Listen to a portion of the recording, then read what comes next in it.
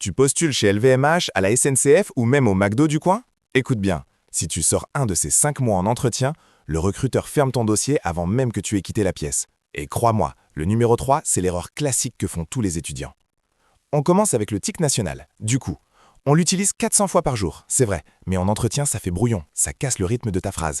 Quand tu dis « du coup, j'ai fait un stage », tu perds instantanément en crédibilité. C'est flou.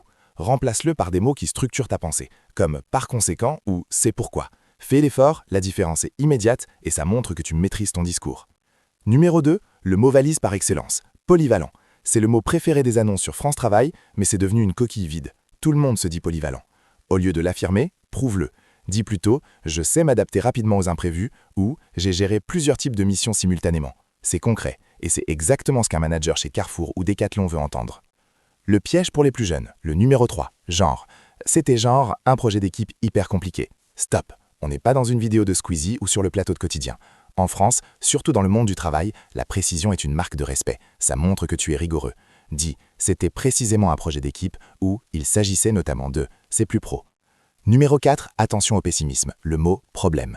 On adore râler, c'est notre sport national. Mais en entretien, c'est éliminatoire. Ne dis jamais « on a eu un gros problème avec un client ». Dis plutôt « on a fait face à une situation complexe que nous avons résolue ». Le recruteur ne veut pas un chroniqueur de BFM TV qui constate les soucis, il veut un solutionneur. Et enfin, le 5e, moi-je. L'arrogance à la française, ça ne passe plus.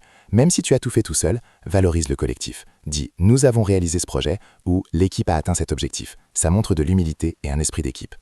Alors, t'as déjà foiré un entretien à cause d'un mot de travers? Raconte-moi ta pire ronde chez Orange ou EDF en commentaire, on en rira ensemble. Et abonne-toi pour tout déchirer à ton prochain job.